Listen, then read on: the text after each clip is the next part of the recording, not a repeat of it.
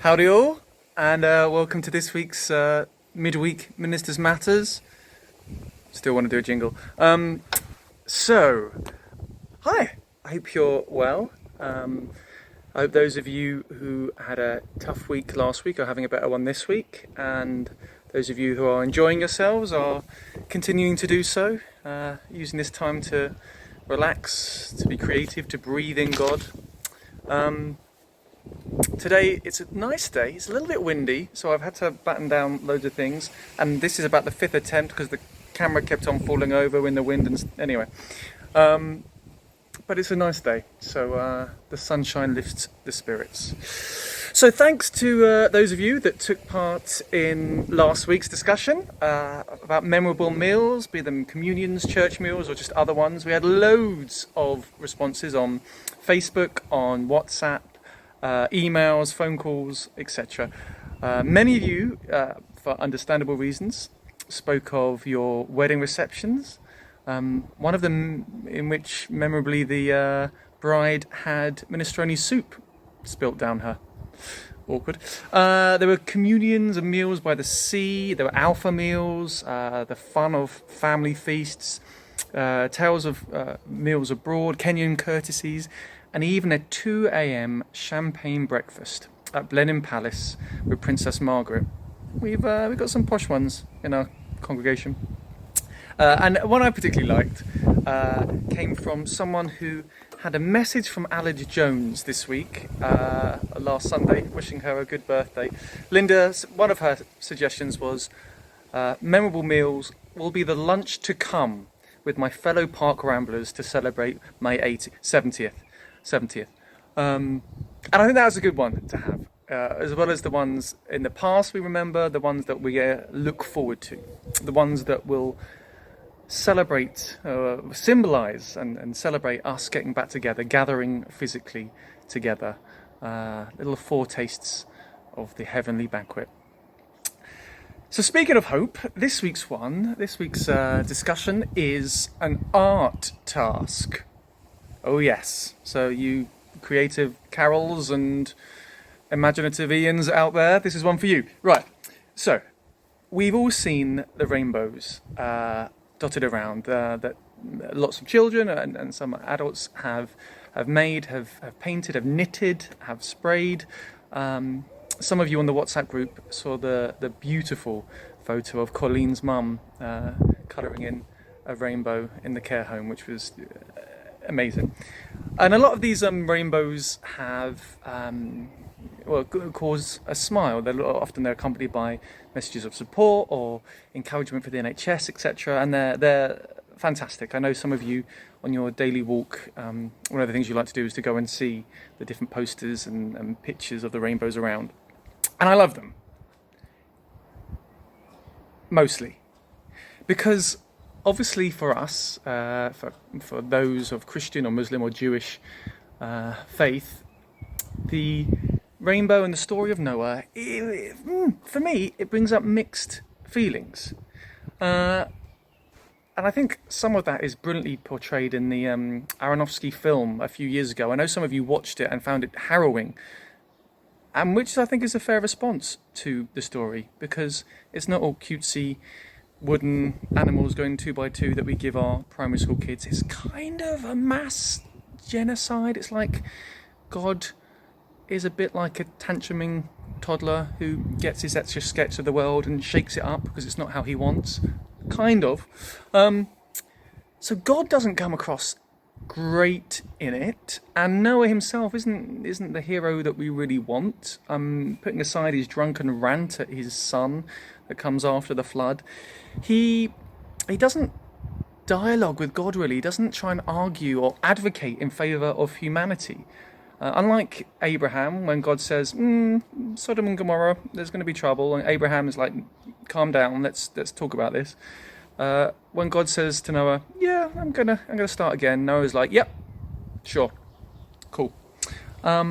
Which some, especially Jewish commentators, have questioned and been disparaging about. There's one quote I love that Noah is like the man in a fur coat who ensured his own comfort while ignoring his neighbour. And there is an element of that in the story. I have made notes. Look, hieroglyphic writing. So, I know, of course, we can. Those of a more progressive Christianity, we want to say, well, yep, there was likely to be a flood in the ancient Near East, and there were lots of these flood narratives. And actually, the Judeo-Christian story turns things on its head. And whereas people were used to the god or the gods getting angry and destroying everything, in the story of Noah, God says, "That's not who I am. I'm not going to be that person anymore." But there is still a little bit of a genocide nature to it. So I love the rainbows, but I'm like, is there an alternative image that we could use? Which brings me to today's topic. Is there a different image, biblical or not, that inspires hope or joy or peace or any of the other things that we need right now, is a symbol of those things? Which brings me to my creation in a minute. Be ready. I spoke on Sunday about the piece in The Guardian, Rebecca Solnit, the journalist, and how she, as many others have done, have said this time is a bit like a time in a cocoon. It's not easy. If you read biologically what happens kind of in the chrysalis, in the cocoon, oh man, it's all kinds of wrong. But from it comes the beautiful butterflies. And so Rebecca argues in her piece, this can be a chance for us to pause and to think about the world in which we live and the kind of world we want to be recreated when we step out of this crisis.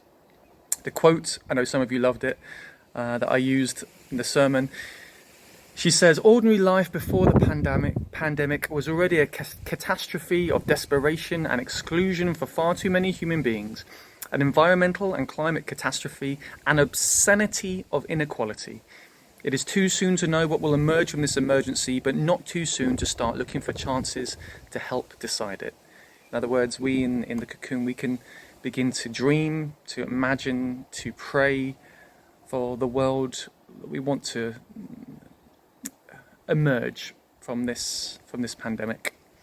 And of course, as Christians, we have a bit of a blueprint for what that world will be. Where swords will be beaten into plowshares, a world of justice and shalom with all creation.